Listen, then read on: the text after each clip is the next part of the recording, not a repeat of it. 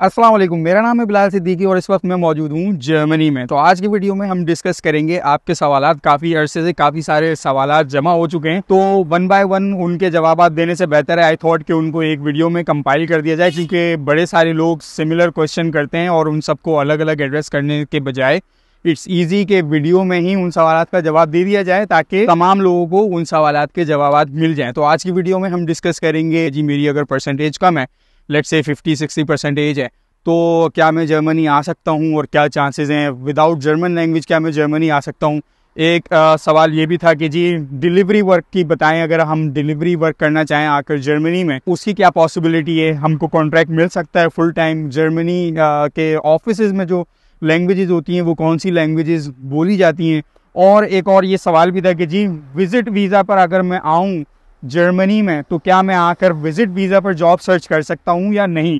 तो ये सारे सवाल डिस्कस करेंगे, तो चलते हैं। तो जी पहला सवाल जो है वो है अवैस खान की जानिब से कि क्या विजिट वीज़ा पर आकर भी जॉब ढूंढ सकते हैं, प्लीज़ ये भी एक्सप्लेन कर दें किसी वीडियो में। तो ऑफ कोर्स इस पर अभी हम बात कर लेते हैं। करने को तो इंसान कुछ भी कर सकता है, लेकिन अलाउड नहीं है। क्यों? क्योंकि अगर आप यहाँ पर विजिट वीज़ा पर आते हो और जब आप जॉब सर्च कर रहे होते हो तो जो एम्प्लॉयर होता है वो भी आपसे पूछता है कि जी आपका स्टेटस क्या है, आप स्टूडेंट वीज़ा पर हो, एम्प्लॉयमेंट वीज़ा पर हो, जॉब सर्च वीज़ा पर हो या कौन से वीज़ा पर हो। तो जब आप उसको बताएंगे कि जी मैं विजिट वीज़ा पर हूँ, तो वहीं आपका जो है इंप्रेशन एक जो है ना बिल्कुल डिस्ट्रॉय हो जाएगा, स्पॉइल हो जाएगा। वो क्यों कि यार ये बंदा ही डिसऑनेस्ट है, क्योंकि ये आया यहाँ पर विजिट वीज़ा पर है और अब ये यहाँ पर आकर जॉब सर्च कर रहा है। तो इसलिए जॉब सर्च वीज़ा क्यों नहीं लिया या एम्प्लॉयमेंट वीज़ा यहाँ पर क्यों नहीं लिया, मतलब वर्क परमिट का वीज़ा इसने वर्क परमिट क्यों नहीं लिया या वर्क वीज़ा क्यों नहीं लिया।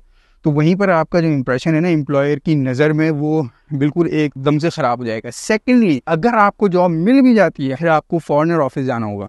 तो अगर आप फॉरेनर ऑफिस जाते हैं और वीज़ा को कन्वर्ट करवाने जाना चाहते हैं कि जी मेरा विजिट वीज़ा और मुझे यहाँ पर जॉब मिल गई है, तो इट्स नॉट अलाउड। आपका जो फॉरेनर ऑफिस है वो आपके विजिट वीज़ा को वो एम्प्लॉयमेंट वीज़ा में या वर्क परमिट में कभी भी कन्वर्ट नहीं करते। बेसिकली अगर देखा जाए तो इट्स नॉट पॉसिबल कि आप यहाँ पर विजिट वीज़ा पर आएँ और यहाँ पर आकर जॉब सर्च करें और फिर आप जॉब कर सकते हैं। अब जी दूसरा सवाल है वो है हमजा नईम 4866 की तरफ से, और ये पूछ रहे हैं कि one thing can you please confirm के जर्मन ऑफिसेज में कॉमन लैंग्वेज कौन सी है, इंग्लिश या जर्मन। तो जी हमजा नईम, यहाँ पर ज़्यादातर जर्मन लैंग्वेज ही बोली जाती है, लेकिन it also depends on city to city. Let's say अगर कोई बड़ा सिटी है, जितना ज़्यादा इंटरनेशनल सिटी होगा उतनी ज़्यादा पॉसिबिलिटी होगी या उतना ज़्यादा रेशो वहाँ पर इंग्लिश का ज़्यादा होगा। लेट्स से आप बात कर लें फ्रैंकफर्ट, हैम्बर्ग, बर्लिन, स्टुटगार्ट या आपका म्यूनिक हो गया, इन सिटीज़ में आपको इंग्लिश बोलने वाले लोग ज़्यादा मिल जाएंगे as compared to other cities जो कि इतने ज़्यादा इंटरनेशनल नहीं होते। इवन के इन शहरों में भी ज़्यादातर लोग जर्मन बोलना ही प्रेफर करेंगे, और जब भी आपस में जर्मन बात करते हैं तो वो जर्मन लैंग्वेज में ही बात करते हैं, चाहे वो ऑफिस में हो, चाहे वो बाहर हो, चाहे वो गेट टुगेदर में हो, किसी पार्टी में हो। इवन यहाँ के जो फॉरेनर ऑफिसेज होते हैं वहाँ पर भी, हालांकि वहाँ पर जर्मन का कोई काम नहीं होता क्योंकि वहाँ पर ज़्यादातर फॉरेनर्स आ रहे होते हैं, लेकिन वहाँ पर भी ये लोग जर्मन ही बोलते हैं। लेकिन अगर ज़्यादा इंटरनेशनल सिटी है, वहाँ पर अगर किसी ने आपसे जर्मन में बात शुरू की और अगर आपने इंग्लिश में जवाब दिया, तो वहाँ पर most possibly 90% is the possibility कि इन बड़े जैसे जो शहर होते हैं उनमें आपको फिर वो सामने वाला आपके साथ लैंग्वेज स्विच कर लेगा और आपको इंग्लिश में जवाब देगा and you can communicate in English. लेकिन दूसरे जो शहर होते हैं जो ज़्यादा इंटरनेशनल नहीं होते, वहाँ पर इवन के फॉरेनर ऑफिस में भी जर्मन ही बोली जाती है। और इवन दो कि अगर आप कहोगे कि जी मुझे जर्मन नहीं आती, तो वो बोलेंगे जी आपने अगर जर्मन नहीं आती तो या तो जर्मन सीखें, और अगर आपकी अपॉइंटमेंट है या आपको कोई काम है लेट्स से कल परसों या 1-2 हफ्ते में, तो इतने जल्दी तो आप लैंग्वेज नहीं सीख सकते। तो वो कहते हैं आप अपने साथ ट्रांसलेटर लेके आइएगा।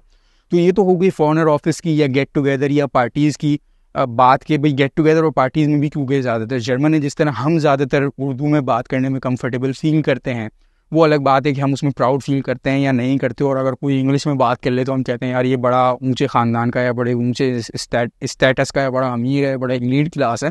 तो यहाँ पर ऐसा नहीं होता। यहाँ पर भी जब भी पार्टीज़, गेट टुगेदर या कुछ भी होता है, कोई भी इवेंट होता है, तो अगर आपस में जर्मन बैठेंगे तो वो आपस में जर्मन में ही बात करेंगे, वो इंग्लिश में बात नहीं करते क्योंकि ये उनकी मादरी लैंग्वेज है। अब बात कर लेते हैं जॉब की। लेट्स से आप जॉब कर रहे हो कहीं पे, तो वहाँ पर क्या सिनेरियो, वहाँ पर भी यही सिनेरियो है कि अगर जितनी ज़्यादा इंटरनेशनल वो कंपनी होगी, आपके एम्प्लॉयर में जितनी ज़्यादा डाइवर्सिटी होगी, उतने ज़्यादा पॉसिबिलिटी होगी कि वहाँ पर इंग्लिश भी बोली जाती हो। लेकिन लेट्स से मैं अपनी बात करूँ, अगर मैंने जैसे इंटर्नशिप की KPMG में, डिलॉयट के अंदर, मॉन्ट ब्लैंक में, आलियांज में, जब मैं स्टूडेंट था, तो ज़्यादातर ये कंपनीज चारों की चारों ऐसी थी कि यहाँ पर इंग्लिश बोली जाती थी। लेकिन और ऑफिशियली मतलब ये था कि जी इस कंपनी की लैंग्वेज इंग्लिश है, क्योंकि इनके हेडक्वार्टर सारे इंग्लिश कंट्रीज़ में थे।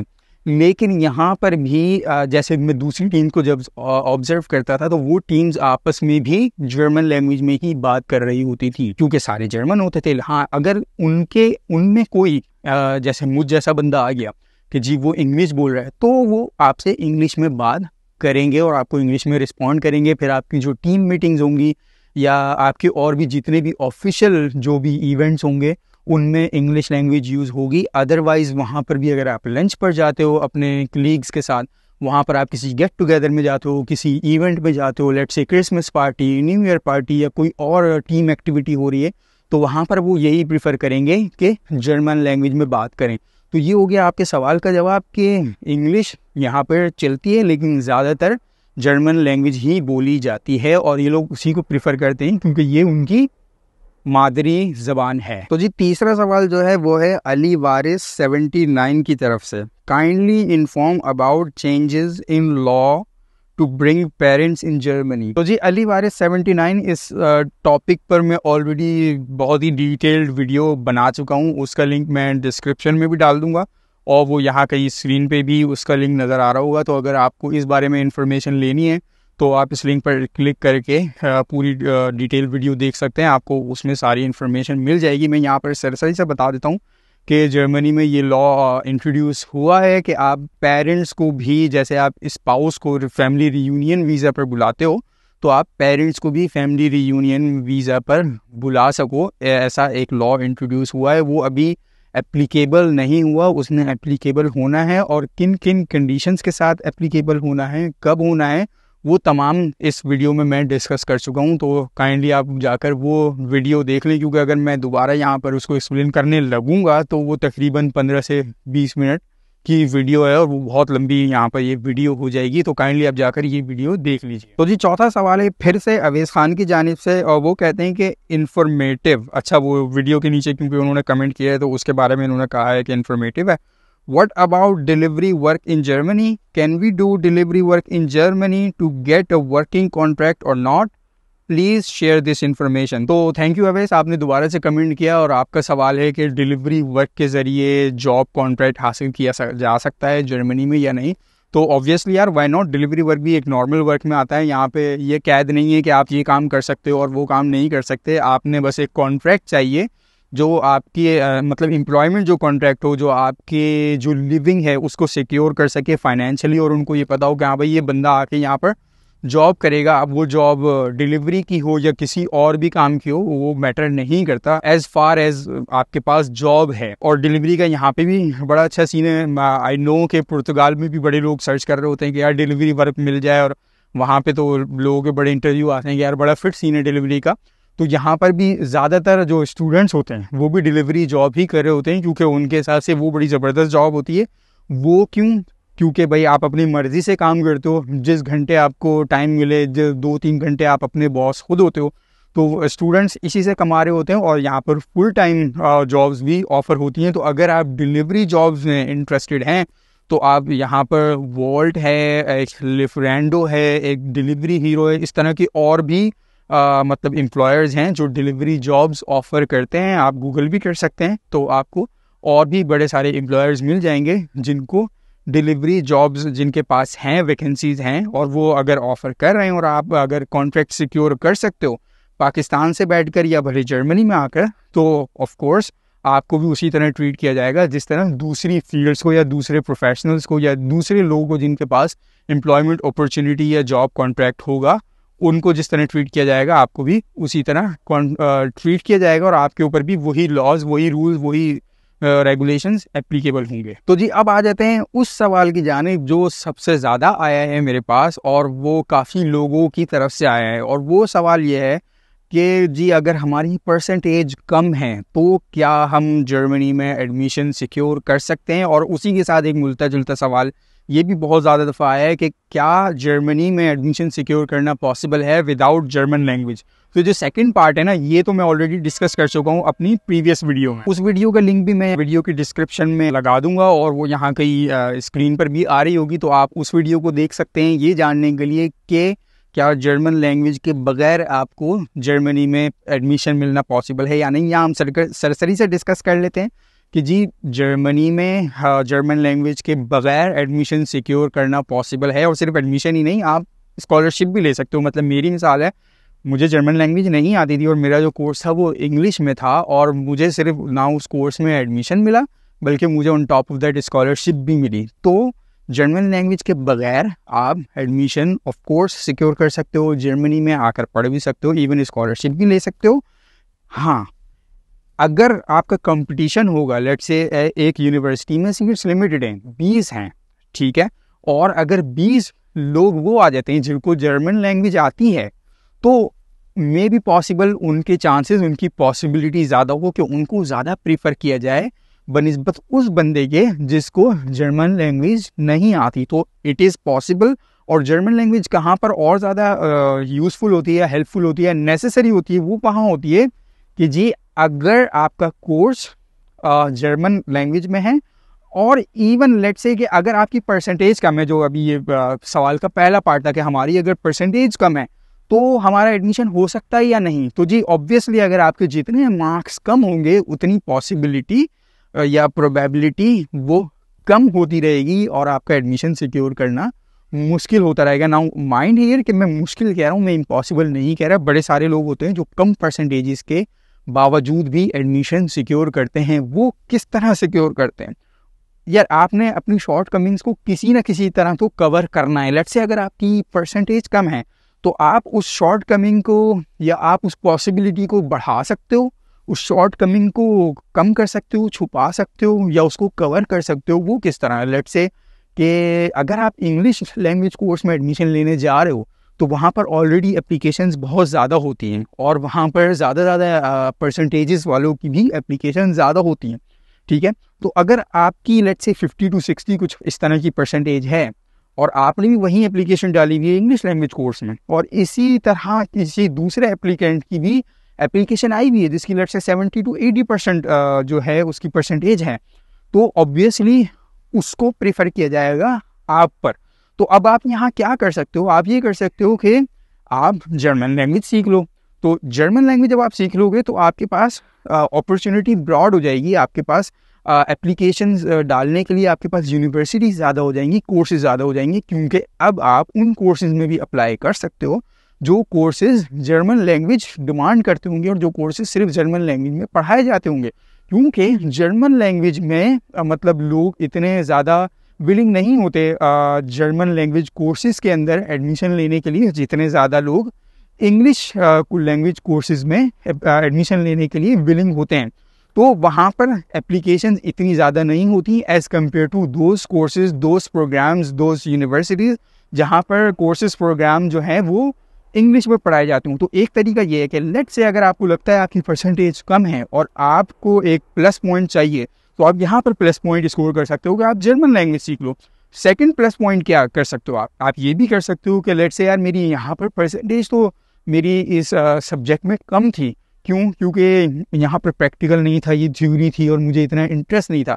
आप उस परसेंटेज को कर सकते हो प्रैक्टिकल एक्सपीरियंस के ज़रिए कि ठीक है जी, जब मैं पढ़ रहा था मेरी परसेंटेज यहाँ कम थी लेकिन सेम फील्ड में मेरा जो एक्सपीरियंस है वो 2 साल का है या 4 साल का है या 5 साल का है। तो मैं अगर मेरी परसेंटेज कम लेके आ रहा हूँ तो मैं एक प्रैक्टिकल एक्सपीरियंस, जो फील्ड का जो एक्सपीरियंस है वो ज़्यादा लेके आ रहा हूँ।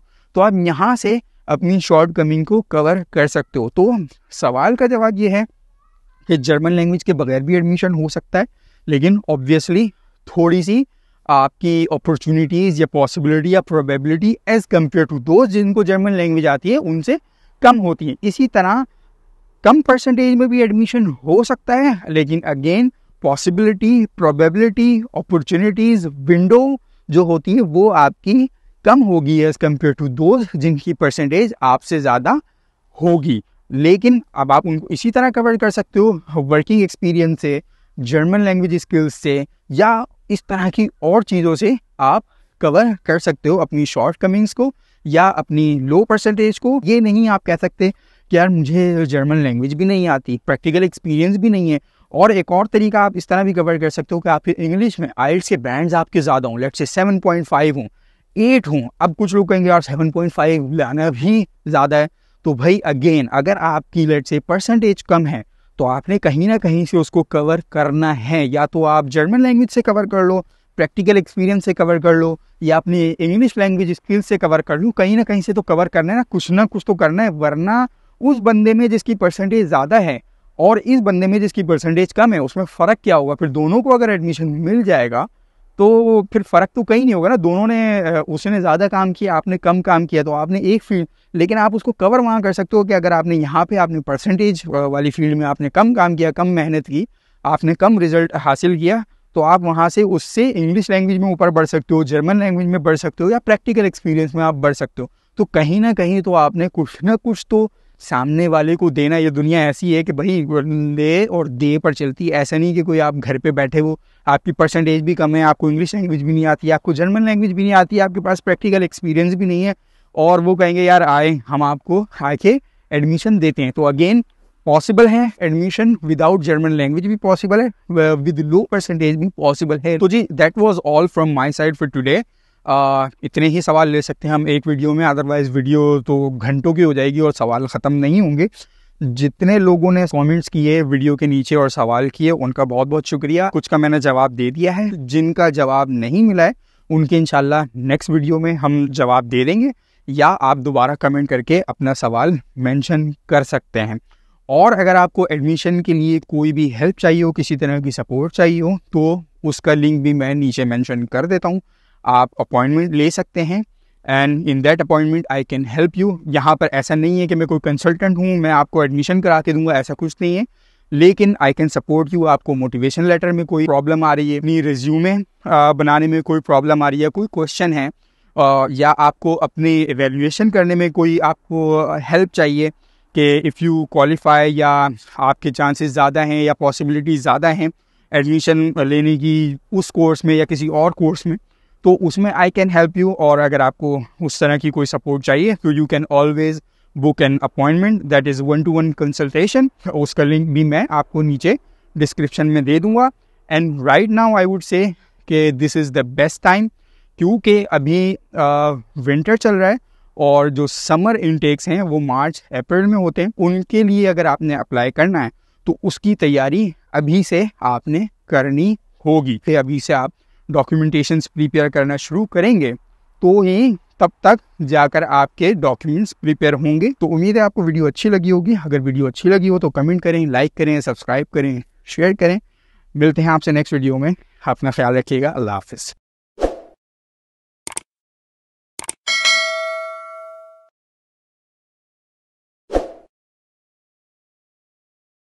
तो आज की वीडियो में हम डिस्कस करेंगे आपके सवालात, क्योंकि बड़े अरसे से काफ़ी सवालात आ चुके हैं। तू चला जा पहले।